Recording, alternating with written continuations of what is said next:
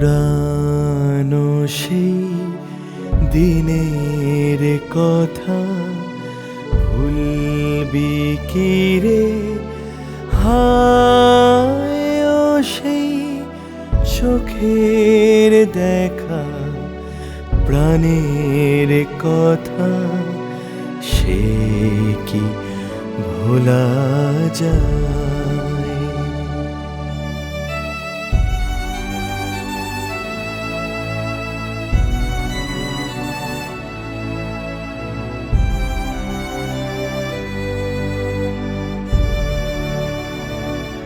আয় আরেকটি বার আয় রে সখা প্রাণের মাঝে আয় মোরা সুখের দুঃখের কথা কব প্রাণ জুড়াবে তাই।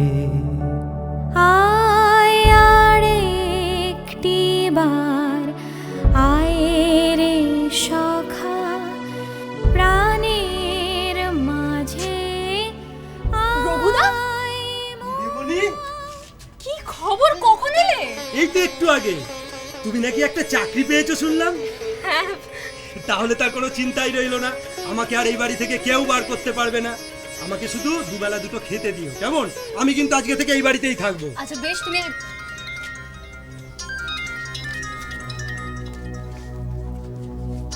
বাবা ফোন বাজছে। হ্যালো, হ্যাঁ যাব, আমি কালকেই যাব। হ্যাঁ হ্যাঁ ঠিক আছে। কোথায় যাবে? ওই একটা কাজের খোঁজ পেয়েছি। কি কাজ? ভয় নেই ভয় নেই, তোদের বিপদে বুঝতে হবে না। পাড়ার বাইরে অন্য জায়গায় একটা কাজ। কোথায়? বলবো বলবো, আগে কাজটা হয়ে যাক তারপর বলবো। দাদা বাবু, হ্যাঁ চা নাও। হ্যাঁ বৌদিমণি, চা। দাঁড়ান দাঁড়ান।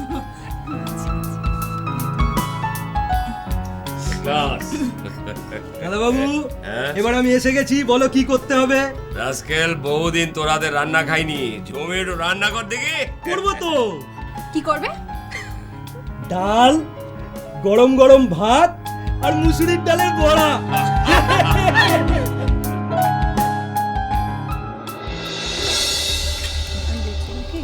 বলো না। ওই যে মিস্টার পার্থ চ্যাটার্জি আছেন না, হুম হুম হ্যাঁ, আমার সাজেশন আর কি, ওনার কোম্পানিতে যদি কোনোভাবে এবারের অর্ডারটা ফাইনালাইজ করে দেওয়া যায়। তাই ঠিক আছে, আমি বলবো। মিস্টার পার্থ চ্যাটার্জি তুমি কি করেছেন? ওমা, আমি তো আমি- অনেকদিন ওখানে চাকরি করতাম না। চাকর এবারই বউ। ও মা, কোথায় কোথায় খোঁটা দিও না তো। ঠিক আছে, তুমি চিন্তা করো না, আমি বলবো। তুমি পুরনো অফিসে অর্ডার দিয়েছিলে কেন?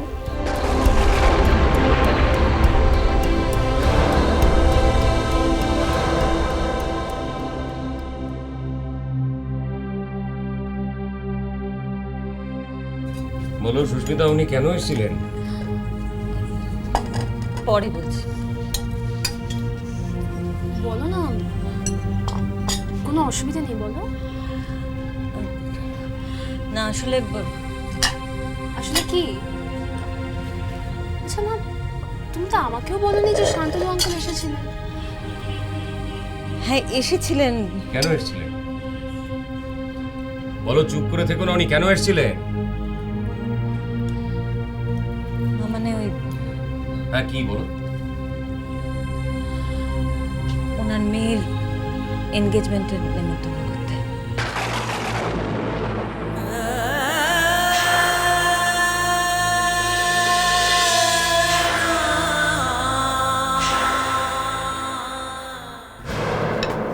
আমি অত কৈফিয়ত দিতে পারবো না কথায় কথায়। একটা সাজেশন ছিল তাই সেটা বললাম, যদি পসিবল না হয় সেটা করবে না।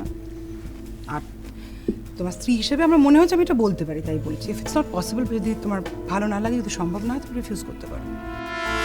আরে কি মুশকিল, আমি না করলাম কোথায়? আমি তো বললাম বলে দেবো, ওদের কোম্পানি অর্ডারটা পাবে। কিন্তু না প্লিজ, এসব নিয়ে এখন কথা বলো না, বরং উমের এনগেজমেন্টটা নিয়ে একটু আমরা আলোচনা করি। তা তো আলোচনা করবই, কিন্তু আমার কেন যেন মনে হচ্ছে কেঁচো খুঁড়তে কেউটে না বেরিয়ে পড়ে। এই মেয়েটিকে আমি যতদূর চিনি, চট করে তো কাউকে রেফার করে না। তাহলে বৌমা হঠাৎ পার্থ চ্যাটার্জিকে রেফার করছে কেন?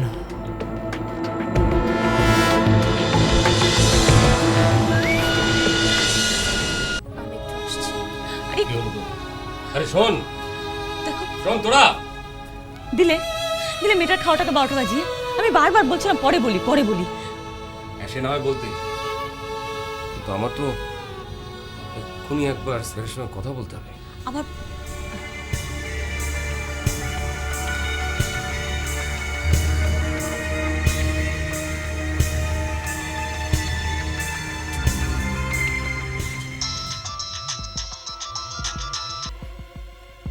বলুন মিসেস সেন।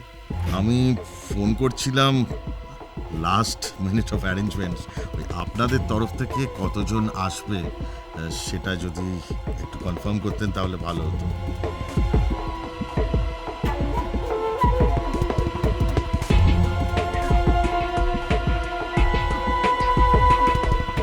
লিস্ট পাঠিয়ে দেবো আমি, তবু আমাদের দিক থেকে ম্যাক্সিমাম 50 হবে। আর আপনার নাম্বারটা আরএসপিপিতে দিয়ে দিচ্ছি। কোনো অসুবিধে নেই, আফটার অল আমার নাতির এনগেজমেন্ট বলে কথা। ওকে, বাই বাই। আচ্ছা ঠিক আছে, রাখছি, নমস্কার।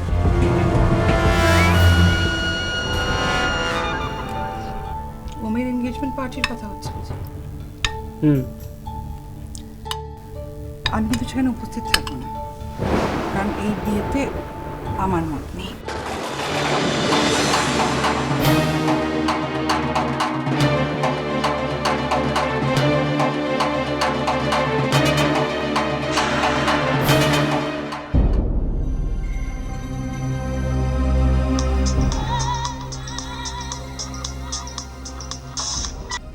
হ্যালো। Hello sir. থুরি, অভ্যেসটা কিছুতেই যাচ্ছে না।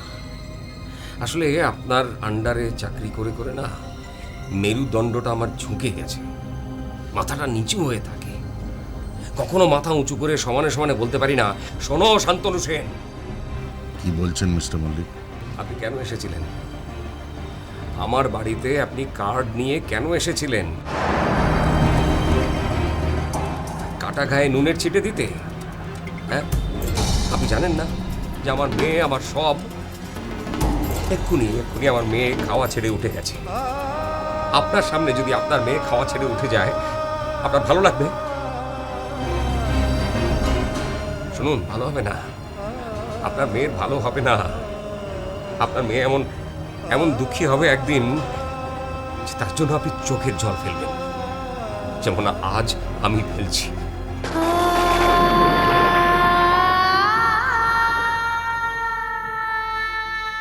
Hello hello,